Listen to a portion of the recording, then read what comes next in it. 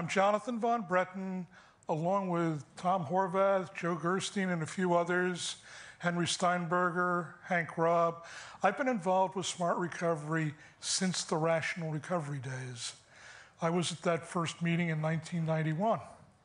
So I'm one of the founders if Bill is waiting to die off.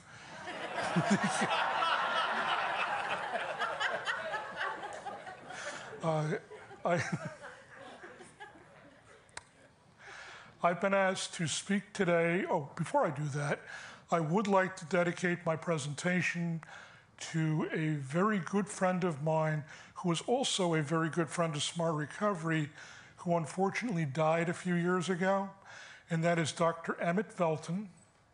I had known Emmett since my days at the Albert Ellis Institute. He was one of my mentors in REBT. We became very good friends.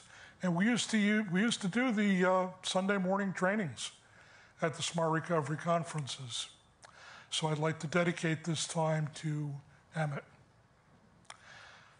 I've been asked to go over 3 of the tools, and we're running a little late, so I have about an hour in which to do them. I wouldn't want to get anybody late for lunch, including me. So I'm going to go over the cost-benefit analysis, the hierarchy of values, and disarm. Now, an interesting thing about disarm is when disarm first came out, I didn't like it and Emmett didn't like it. So we used to toss a coin, and the loser had to present disarm at the conference. I've since become very fond of disarm. I'm going to start with the CBA, and I'm going to do these as demonstrations. So I'm going to ask if people, I'm going to ask people to come up, and we're going to do it on the flip chart. And we're going to do it that way because that's how you're going to do it in meetings. And I was asked to do this in such a way that it was relevant to actual face-to-face meetings. So the cost-benefit analysis. Who would like to help me with the cost-benefit analysis? Come on up, sir. And you are going to be given your very own handheld microphone, which National Geographic will insist that you return to them. You can stand up because you're going to be writing on the board. And holding the microphone? I'm sorry, what? And holding the microphone? And, well, okay. You can hand it to me while you're writing, if you want to. Cost-benefit analysis consists of 4 distinct questions. Or at least the way I do it, it consists of 4 distinct questions. The first question is, what do you like? Yeah, that's right. What do you like about your addictive or problem behavior? So what are a couple of things that, were you ever addicted to anything? Sure. Okay. If you weren't, you can make something up. Don't worry about it. What were you addicted to? Alcohol. Okay. So the first question is, what did you like about drinking? And if you can't come up with answers, I'm pretty sure we can find people here who can. So feel free to wander around and ask people. I'd be happy to do that. Okay. I would start out by saying, 2 that are most prevalent and I hear most often and probably espouse most often is I like the buzz. And okay. The buzz. Am I to write this or are you writing? I might as well write. And also, I learned how to recently. I like to show off. Okay. and then it's a means to escape, to avoid, to escape, and so. Please, anybody else have Come on, help benefits? this poor guy out. A reward. Reward. A reward. I deserved it. A social lubricant makes it easier to talk. The illusion of power.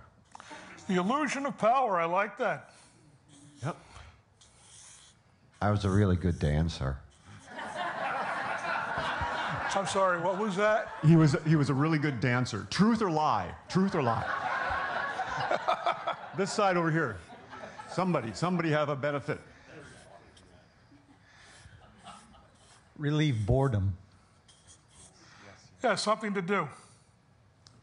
Dance, social. Lubricant.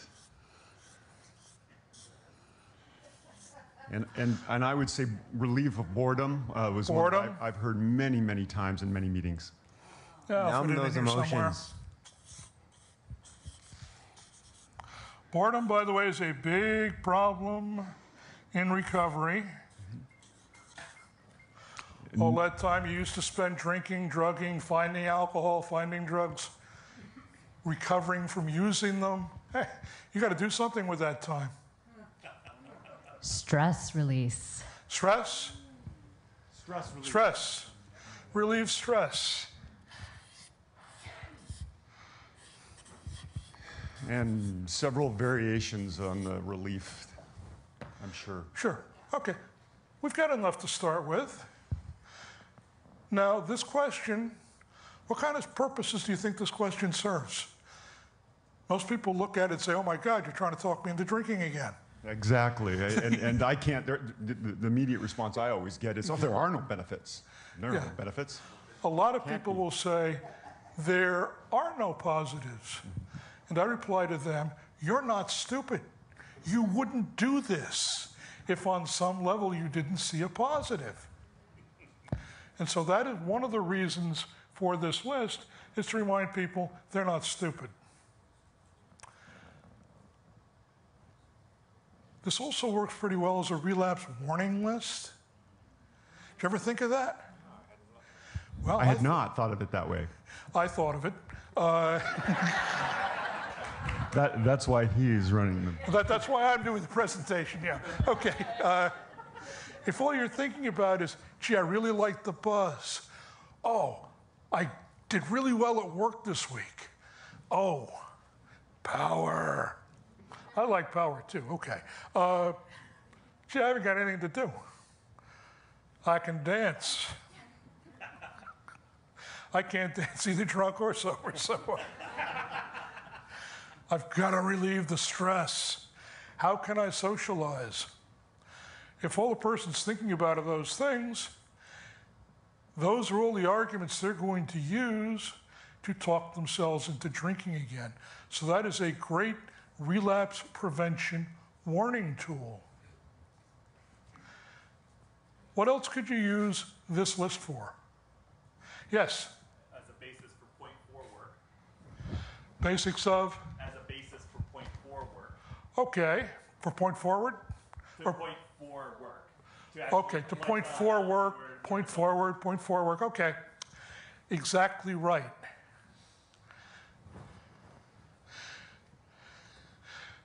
Without even knowing it, the person has just identified quite a few things that may be skill deficits.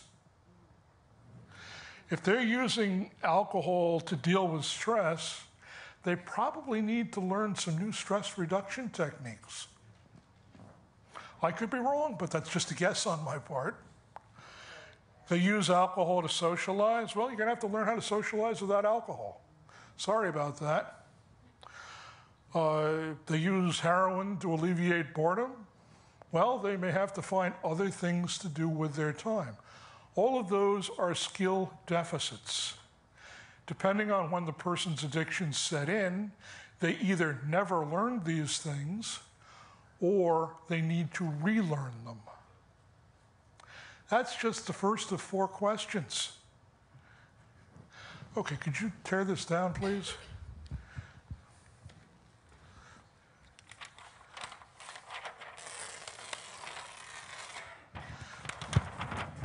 Post it someplace, Oh. Okay. The second question is, what are some of the not so good things about your addiction? The first question can be thought of, what did your addiction do for you? Second question can be thought of as, what did your addiction do to you? Now, here is where I usually can't get people to shut up, because everybody is thinking about what it did to them. So what are some of the things, what are some of the not so good, euphemistically, results of alcohol, drug use, compulsive sexuality, gambling. Screwed up relationships. Screwed up relationships. It's screwed up relationships. Okay. Relationships suffer. Spelling suffers too. Finances go to crap. No money, finances. No money. Oh. Now, it's not just the money you spend on the alcohol and drugs. It's the money you lose from lost time at work. It's the money that you lose from being so stupid, like I was, that you drop out of college with only 2 courses to go. So there's about, what? Or you get you fired from your job. Or you have large fines. You know, there's a whole lot of different ways.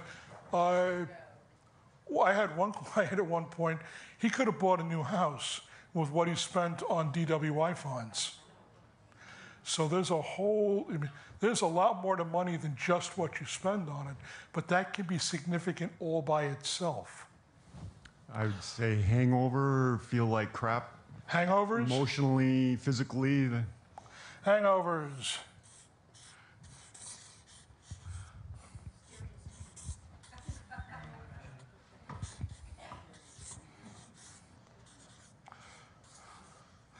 Yeah, there are some people that's all it takes. The hangovers are so bad, they don't want to have those anymore. There could be very serious health consequences. Health. Mental and physical. Goals are undermined. I'm sorry, I couldn't hear you. Goals are undermined. Goals are Goals? undermined. What goals? Long-term goals or, yeah. No. What goals, as in the person has none? What goals? Yeah. Oh, on this? No. One back here. Loss of family relationships and other relationships. Yep. ahead.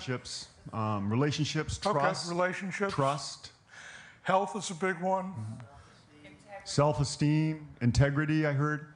Integrity.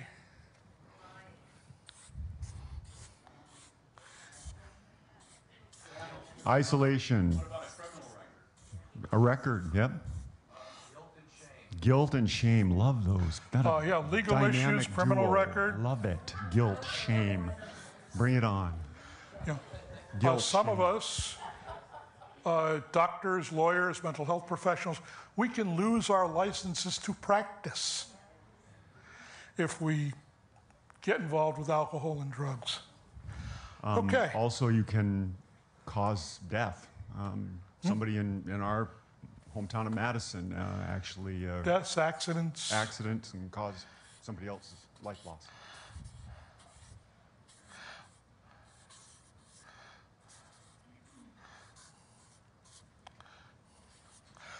I don't usually put death down here because once you're dead, this is all pretty irrelevant. Yeah. What is the saying goes? Death is like stupidity. You don't know you're dead. You don't know you're stupid. But everybody around you knows you're dead and stupid. And by the way, with addiction, a lot of that's true too. A lot of people that have addictions are the last person to find out about it. Everybody around them figured it out years ago. Okay, this list is a great balance to the first list. In putting this up as a list, now we did it as a group effort, which you can do in your groups. It can also be done individually. As a group effort or as an individual effort, one of the things that keeps people addicted is they think about this whole list in its entirety, and they rarely think about this whole list in its entirety. So having this written down, and I emphasize written down, is very important. Now, Bill White mentioned working with people at lower educational levels. What if the person can't read or write? Well, they can cut pictures out of magazines to represent answers to each of these questions. Okay, can you take this one down? So essentially this, remember it's a cost-benefit exercise, that is the cost of that. That is what you pay for to get that. Is it worth it? And when it's presented that way, a lot of people realize, no, it's not worth it. But keeping that list of negatives is very important to prevent what's called euphoric recall, where the person only thinks about these. The next question. Somebody mentioned goals earlier. This is where goals come in. Next question is, what do I think I'll like about living addiction-free? What are some of the possible answers to that? I like being more present and able to engage in life. Okay, you feel more engaged with the world. I know where my car is. Being in control of your life. You know where your car is, and you know it's not in the impound lot. And control of your life, in charge. Yeah, you're more in charge of your life. People aren't hassling me all the time. Get to keep my kids.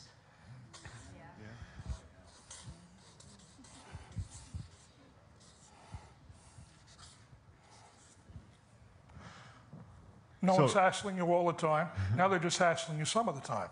Well, they still spy on me, but they're not constantly hassling me. Yeah.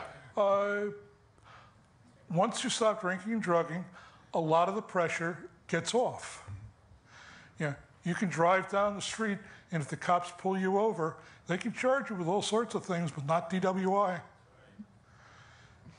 I know that. I've been charged with running red lights, speeding. Yeah.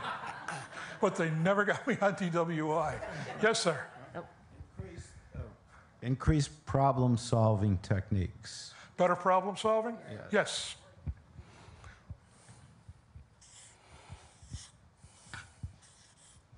I like myself.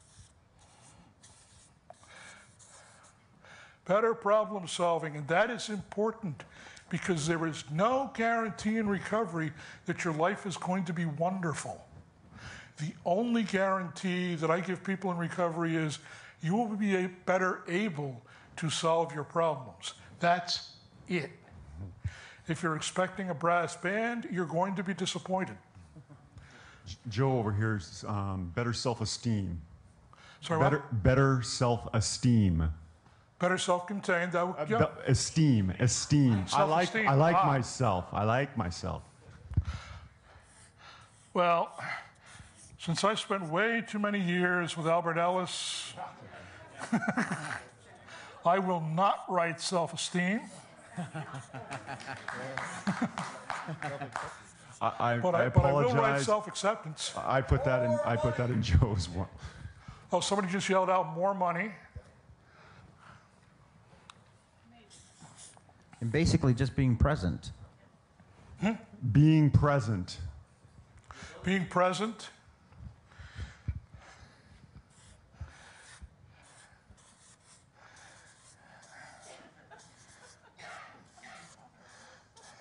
Okay. Let's stop here. One more? Yeah. Being able to make plans. Being able to make plans and goals. Thank you.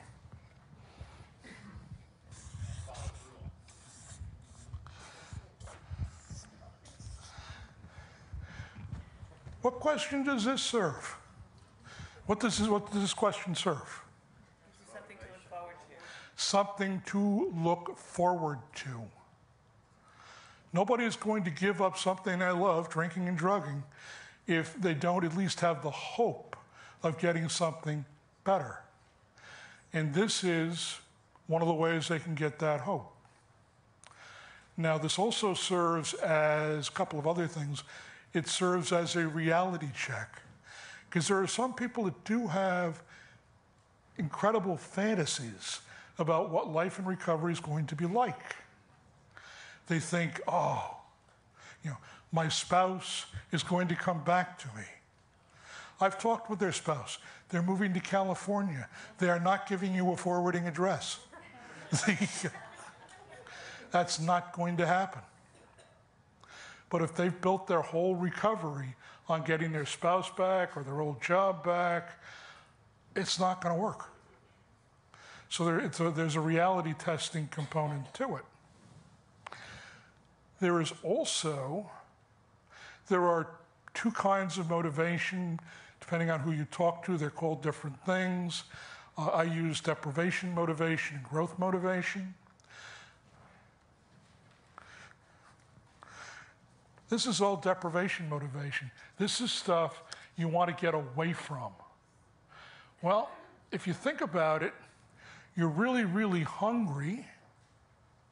You'll do a lot of things for food.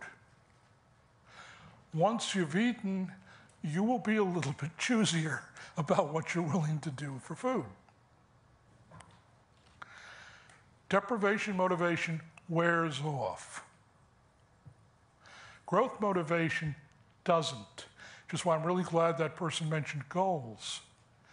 Once you attain one goal, is that it? Well, for some people it is, but most people will then go and put together another goal, and then another one. So let's say the person's goal is to graduate from high school. They graduate from high school. That might be as far as they want to go educationally, but they can then set more goals around work, family, making a living, or they can set a goal to go to college. They can continually improve on growth motivation goals, but deprivation motivation does wear off. Okay, time for the next one.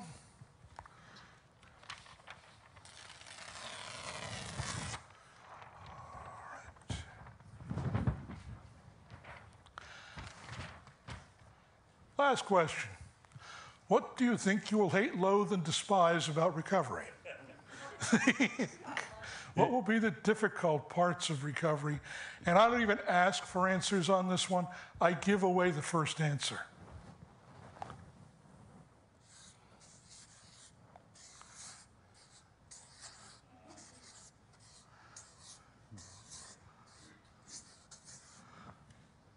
Boredom. One of the most common responses. Doesn't happen with everybody, but it's such a common response that I just give that one away. Many of the online meetings that I facilitate, what do I do now that I'm not drinking, is a huge topic. We don't realize it when we are drinking and drugging, but for many of us, most of, if not our entire waking existence, revolved around acquiring, using, and recovering from. Now, that doesn't mean that people who have addictions don't work. They work. Most people with addictions do have jobs. They do have families. But the addiction assumes a central role in their life. And once they stop doing it, there is a lot of time that they need to figure out what to do with. So boredom is a big one. What's another? Go ahead. I got one here. Just. I'm sure you'll get into that.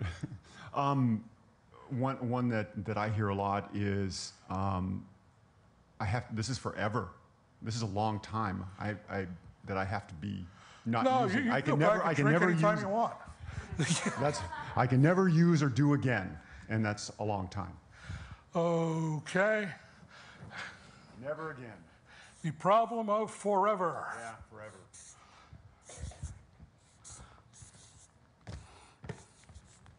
Getting back to when you're dead, you don't know it, well, that's forever.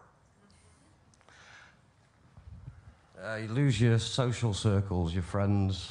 Yeah, That's big. a lot fear, of being people part of a group. grew up with their using friends. Some of these people are lifelong friends, and they're not going to be able to hang around with them safely, at least for a while. So the person has to develop a social life in recovery. Not easy. Sounds easy, but it's not easy. Consistency. Consistency? Being consistent, like making sure that they're attending, being present. I cannot hear you without the microphone. I was just referring to being present, making sure that they're actively engaging. Being present, okay. During recovery.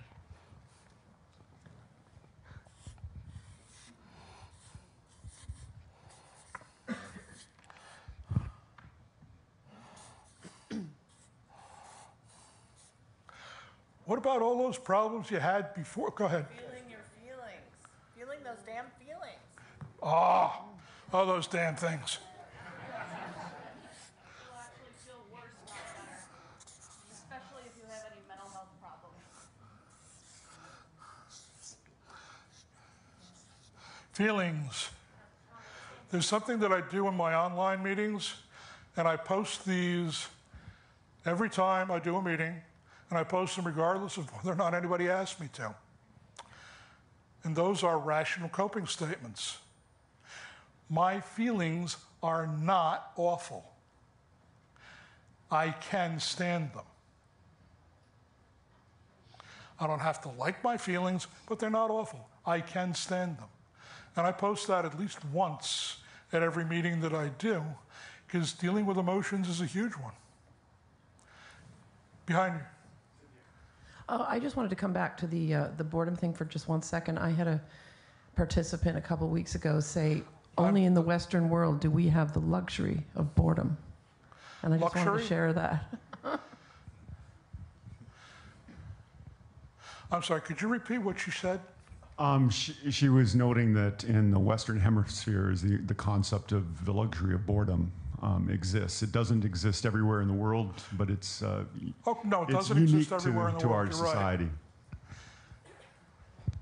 Right. Power. I got a lot of power when I was out there. Power, okay. I would miss that. Now, you don't like having that power? Oh, this is a wrong list for that.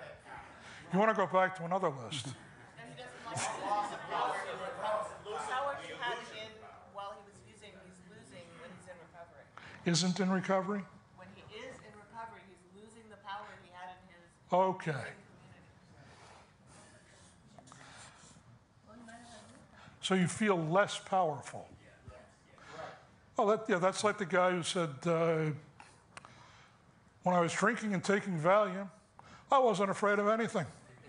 I stopped drinking and taking Valium. I'm afraid of everything. Okay. Adding on the boredom, I would add like that adrenaline rush kind of thing, excitement that's not there, and having to recreate that and figure out safer ways to recreate it. A safer way to? Safer way to recreate excitement, adrenaline. Excitement. That's a big one. That is part of the lifestyle. I had one person, and I'm going to call an end to this list at this point because I've got 2 more tools to go through. I had one person who described driving to New York with a suitcase full of money and a friend. They were going to exchange the money for a suitcase full of cocaine. They got to New York City, and they decided, okay, when they were supposed to exchange the suitcases, they hung on to the one with the money, grabbed the one with the cocaine, jumped back in their car. They were being chased through the streets of New York City at 3 o'clock in the morning by some very angry, well-armed drug dealers shooting at them.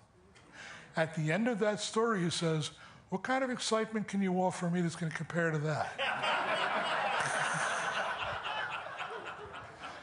I was stuck. I'm sorry. I just said, there's nothing I can do to top that. This list has a lot of the same advantages as the first list. These are all relapse warning symptoms. If the person is complaining about being bored, if the person is complaining about, it's gonna be forever, if they're worried about no social life, if they can't find any excitement, those are all going to be possible relapse warnings. And those are also all potential skill deficits that the person would need to address. Okay, so that's it for the cost-benefit analysis. By the way, all of these tools are in your members handbook or recovery handbook, and also in the facilitators handbook. I'd like to thank you for your time. Round of applause for Michael. You want this? Yes, I do. Yeah, you can take that off. Okay, now I need a volunteer who'd like to help out with hierarchy of values.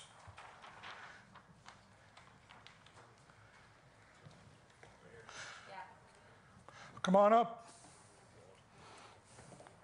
That's good, because if I don't get a volunteer, I will go out and pick someone. Learned how to do that in Scotland. Hi, Gavin. How are you doing? I'm fine, thank you. Hierarchy of values, I believe Joe Gerstein developed that one. Am I correct? Yes. Joe Gerstein developed the hierarchy of values. Hi, Joe. Working in the Massachusetts prison system, doing a meeting there. And it's actually a very powerful tool.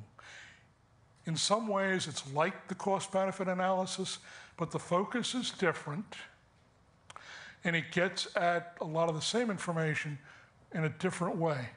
I should hand this nice gentleman the marker, too. I can't spell so much. Yeah. I'll give it a go. The hierarchy of values basically asks people to do two things. First is, list your values. What is important to you? Yeah, just write important. And once the person, the people in the group, or the person has listed 10, 15, 20 values of things that are important to them, you then ask them to, okay, list the top 5. The top 5 don't have to be in order. It might not even be possible to put them in order. But of those 15, 20, 25 values you just listed, what are the top 5 most important to you? Now, most people will list things in the top 5 like family.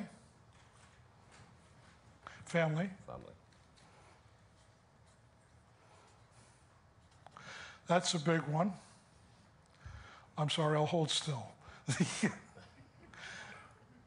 What's another big one? Freedom. Professional career, yeah. Job, career. I'm just going to write work. It's easier. Job or career, work. Yeah, I wouldn't have tried to spell professional either. Health. We need 2 more. Freedom. Love. Okay. Freedom and love. Love is number 5. Now, one of the things that's very, very important about this is no 2 lists are going to be exactly the same. For some people, wife, family, kids, top 3. I'm not married, I could care less about those 3. My list is going to look a lot different. Tom's list is going to look different from mine. Brett's list is going to look different from both Tom's and mine.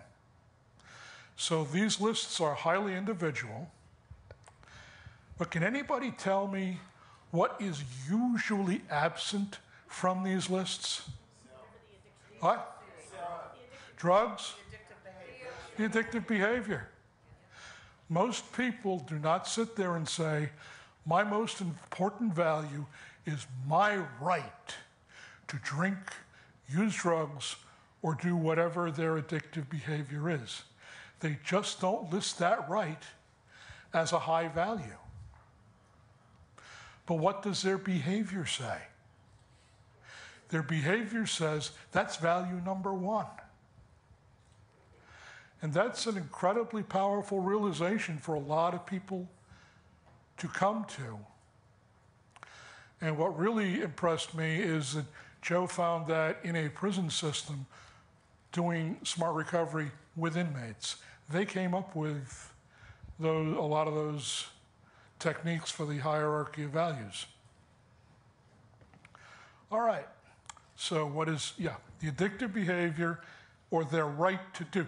And again, we have to differentiate what is a value. Addictive behavior is not a value. The value statement is my right to do the addictive behavior, regardless of what everybody else says. If you'll excuse me for a moment.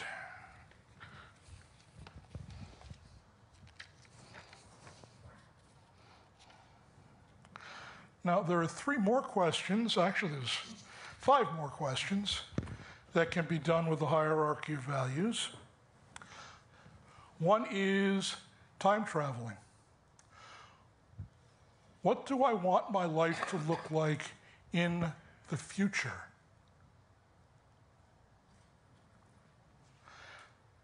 What am I currently doing to achieve that?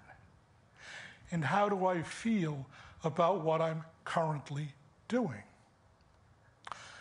So if, for example, I were to say, I really want to get my license in mental health counseling. What am I doing? I'm sitting at home smoking pot all day. Is that helping me towards my goal? No. Do I feel very good about it? Not really. But of course, I wasn't thinking like that at the time. But these questions get the person to think of, in the future, okay, what could I possibly be doing? Or what would I like to be doing in 4, 5, 6 years? What am I doing to achieve this? And how do I feel about it? If they don't like the answer, and a lot of times people don't like the answer, what could I do differently to get what I want? And if the person has identified the addiction as being one of the things that's getting in the way of what they want, well, something they could do differently is quite obvious. Stop the addiction. And the last one is, how would I feel if I actually got what I say I want, or if I actually made the change I'm talking about? And that can be really scary, because people may have set for themselves a goal that really isn't theirs. Like, I want to get my MBA. Well, how would you feel if you actually got the MBA? Oh, crap, I'd have to work for IBM. That's what my dad wants me to do. That's not the person's goal. So it goes back to their original hierarchy of values. What do they value? What do they want to do? It's entirely possible that the person has set this goal and their addiction is helping them to avoid achieving a goal they don't really want in the first place. How would I feel if I change or do what I want? Hopefully we're going to get, again, if they're not looking for a goal that they don't really want, which does happen, then they can make changes that will help them get a goal that they do want. As we learned with the cost-benefit analysis, having a goal that you actually look forward to as opposed to dreading. And I've talked with all sorts of people, You going to college? Yeah. What are you studying? Teaching. How do you like kids? Hate the damn things. Why are you studying teaching? Because my mother's a teacher, my father's a teacher. Okay, that's fine, but you're not going to like it. Very important for the person's goals and values to be consistent with what they really want. Not what I want for them, not what their parents want for them, not what their spouse wants for them, what they specifically want. Actually, I'm doing very well on time. Good. Gavin, thank you. I didn't work you as hard as the other guy, did I? I know, I was waiting for more work.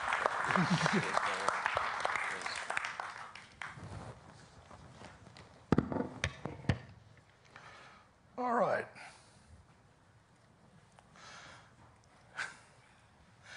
The next one is disarm. It is an acronym. Smart Recovery's unofficial name is Acronyms Are Us. It stood originally for Destructive Self-Talk Awareness and Refusal Method. And then somebody pointed out, some people think in images. So it became modified to what it is now, Destructive Imagery Self-Talk Awareness and Refusal Method, which I really like. Because if you look at advertising, advertising makes a lot of its impact with images. I remember being like 4 or 5 years sober, driving through Providence on Route 95, and there is this billboard. And this billboard has an open bottle, and then there are all these streamers that look really like beer being poured out of a bottle into a glass. And I think, wow, I want some. That was done purely by imagery. Now, the self-talk part comes from REBT, because in rational emotive behavior therapy, we know that in order to actually get ourselves to do something, we have to talk ourselves into it. We have to make it seem like a good idea at the time, which is where the CBA and the HOV come in, because it's not a good idea. See how all of this starts to fall together? It's a really, really nice package we got going here. That's one of the reasons I like doing these things, because it is such a nice package. So once the person becomes aware of the destructive imagery, and I've got one more story about imagery, or the destructive self-talk, they can then do something about it. Last story about imagery. I was working in an inner city residential program, 90 days, for people with alcohol and drug problems. One of the things that we did was we introduced them to different things you could do without drinking or drugging. So like about once or twice a year, we took them to Rocky Point Park, because that was still in existence in those days. Now, the Rocky Point Chowder Hall has huge beer advertisements all over the place, including little beer advertisement placards on the table every 5 feet. So the people that I was with, I mean, I looked at the table, I saw the beer advertisements, I figured, no way am I leaving that there. And I picked them up and I put them on another table, but not on the one that I was on or anybody else. Throughout the day, no fewer than 3 clients came up to me and said, "Thank you for doing that." And I said, "Why?" They said, "I was starting to feel really nervous and I couldn't put my finger on why until you removed those placards." Those placards were designed to have an effect, and they had that effect. Yeah. So we do have to recognize that destructive imagery is as relevant as destructive self-talk, and in some cases probably precedes it, because you get the imagery first, and then you make yourself think it's a good idea. or at least acceptable. Okay, once we've gotten to that point, what do we do about it?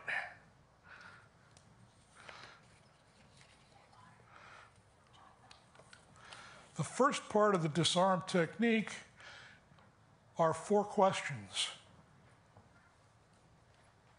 Oh, thank you.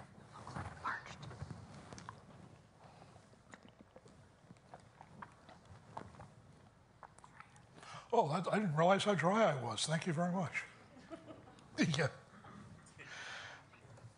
First question is, do I have to give in to this urge just because it's intense? Well, have you ever had an intense urge before that for whatever reason you couldn't give in to it? Like, there was a drug spell and your dealer didn't have any? Yeah? Did you feel really intense urges to use then? Yeah? Did you use? No. Did you die? No. Well, you're not going to die this time either. Only this time you can resist it by choice. And wouldn't you rather resist something by choice than because your stupid dealer ran out? So do I have to give in to this urge just because it's intense? Will it be awful, to use an Albert Ellis saying, if I don't go into this give into this urge? Now, I've always wanted to have an office where I have a large pot of boiling water and a pulley. So when somebody says something is awful, I can say, okay, would you rather be going through this, or would you rather I hook you up to the pulley and lower you into the boiling water? Unfortunately, I've never been able to get an office so equipped, but the imagery works. Awful is an exaggeration. Terrible, horrible, awful, catastrophic.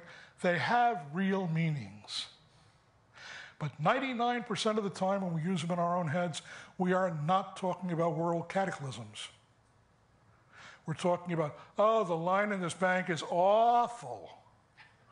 Come back later. In fact, one of the things that I do to get people... You like that one? Okay.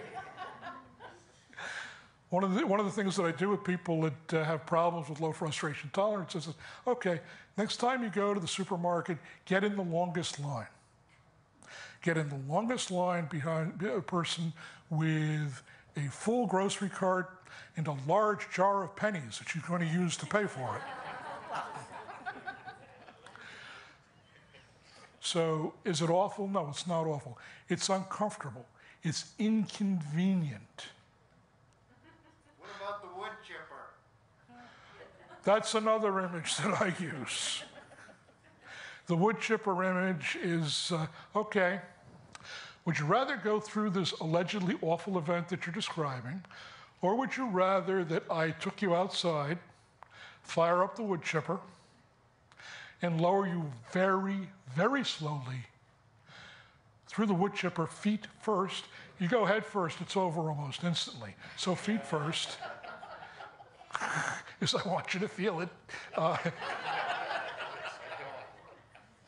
While I blare Justin Bieber music in the background. Most people would rather go through the nasty divorce, believe me.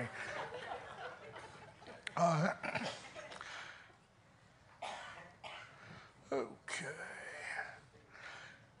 Another variation, is it really unbearable to give into this? Well, that's basically another version of awfulizing. But the one that I really like, and we have a special name for this one, am I entitled to quit an addiction without experiencing urges? Has this urge somehow violated a contract with me not to show up? And I don't know who named it this. I suspect it was Joe, but I don't know for sure. We call this the, do you have a note from your mother? Question. Do you have a note from your mother that says you don't have to experience any urges while you're in recovery? And the other thing I point out to you is how long are you doing your addiction?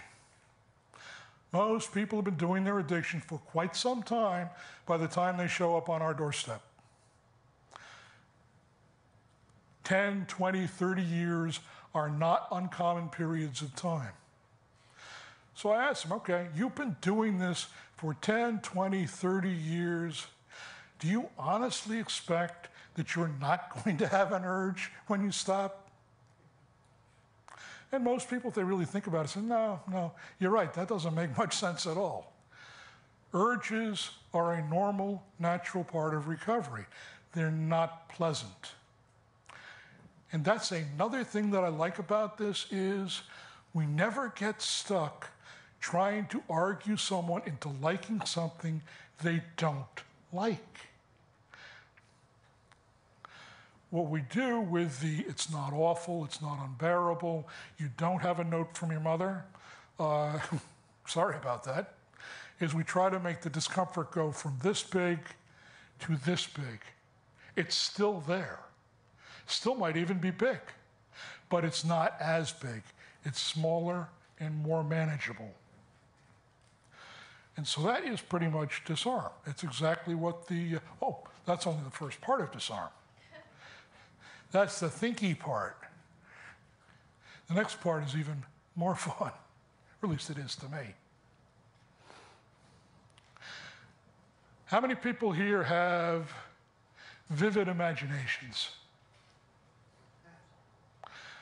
How many people here have something that at least passes for an imagination? Okay, that's most of you. The second part of the disarm technique is an imagination technique. You somehow come up with some kind of image for your urge. You personify it. Now, this is purely imaginary. We don't suggest that, a devil with forked tail and horns is going to jump up beside you. But you can imagine that if you want. The key to imagining the image is it has to be someone or something that under no conditions would you argue with or say yes to. And over the years, I've heard some great images. Typical images are pushy salesmen. You want to buy a washer? I don't need a washer. You want to buy a washer? Got a good deal on a washer. I don't want a washer. You sure you don't want a washer? No, I don't want a washer. Why don't you want a washer? Have you noticed that as long as you argue with that, they have a comeback? Want to buy a washer? No, get out. Huh? I don't want to buy a washer. Get out. Why don't you want to buy a washer? I don't want a washer. Get out. You sure you don't want a washer? Get out. So the pushy salesperson is a good image for a lot of people. But there are some buttes out there. My personal favorite is the tantruming 2-year-old. I want my methamphetamine. I want my methamphetamine. Right, kid. Number one, if I'm into methamphetamine, I'm not sharing it.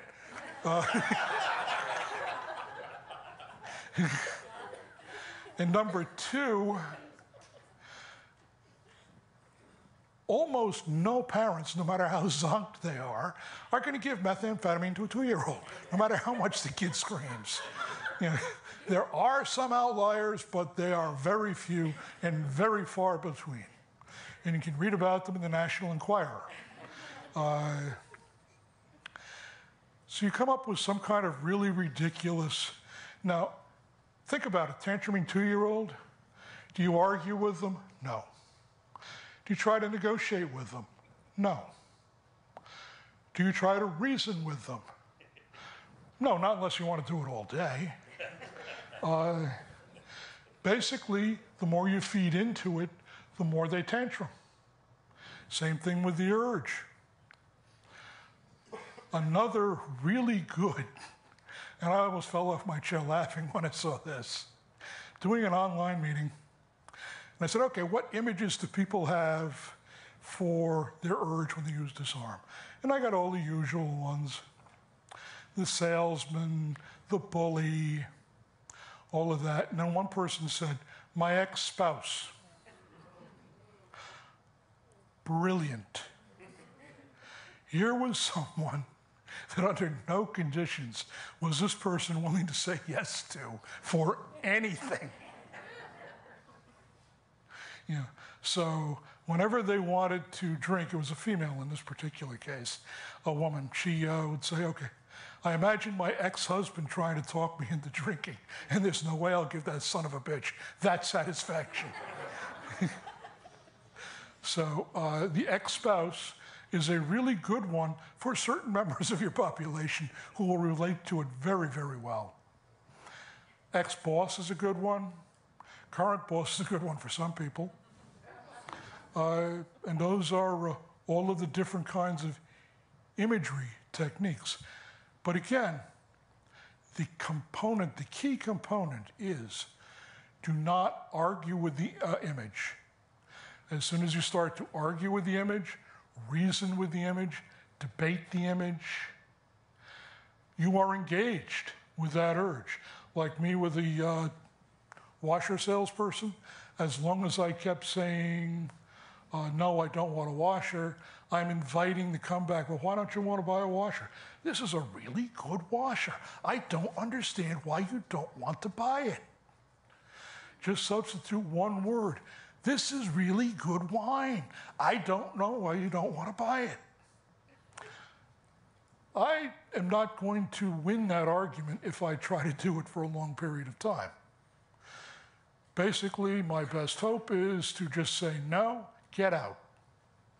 And that's it. With the imagery technique, in your imagination, not in real life, you can be as violent as you want to. You can be as profane as you want to. If you want to swear a blue streak, go right ahead. Just make sure that that image knows it's not welcome. Well, I guess we have lunch early. Thank you all.